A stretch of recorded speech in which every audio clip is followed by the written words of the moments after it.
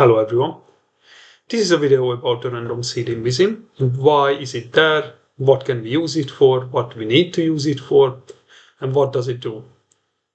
So if you go to simulation and then you click parameters, you can access this dialog box. And here you have random seed and you have a random seed increment field. So first, why is it 42 by default? So I was once told that it's basically a science fiction number. It comes from the Hitchhiker Guide to the Galaxy. That book made it famous.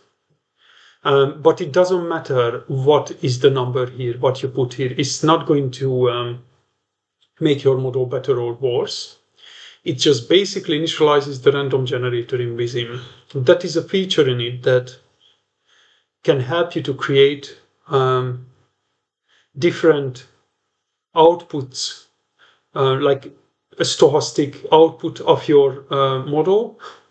So basically it can deal with like daily variations in traffic, because you need to run multiple scenarios and you need to take the average when you do a project. So you can have like a different way vehicles enter the network in a different schedule. Vehicles will be assigned slightly different speeds. Vehicles will have different colors and all these kind of things. So whenever you use a distribution, that random generator basically selects something from the distribution. And also when you input vehicles, this random generator, this feature will decide how vehicles will be inputted into your network. And when you use a number here, let's say 42, and you run your model, you will get one result. And if you run the model with a different random seed, you will get a slightly different result. Basically, it will just assign vehicles a different attribute from the distributions, like inputs, speeds, all these kind of things. Why is it important? So, as I said before, you run the model. You don't want to take the result of one simulation run. You want to take the result of multiple ones, at least 3, 5, 10, or even more than that, 20 in some cases. And in those cases, you need to change this. You run simulation number 1 with 42, then with 43, or with 50, or anything, just with a different number. There are countries where they require to use certain random seeds, but it's not really general across the world.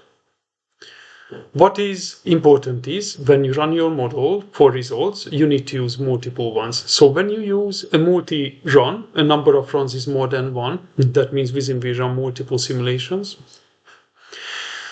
Then you need to change that random seed automatically. That needs to be changed. So what you do, there is this random seed increment, and that is the 1.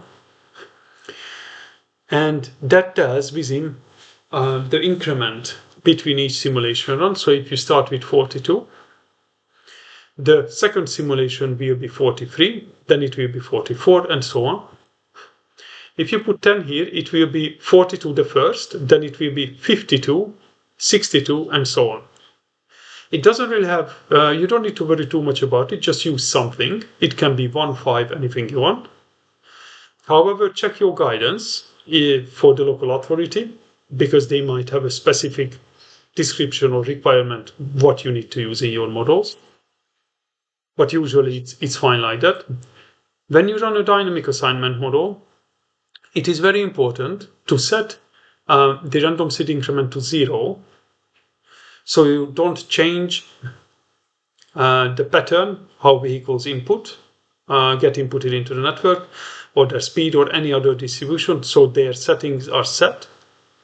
So Vissim can converge, basically your model runs can balance out traffic across different paths.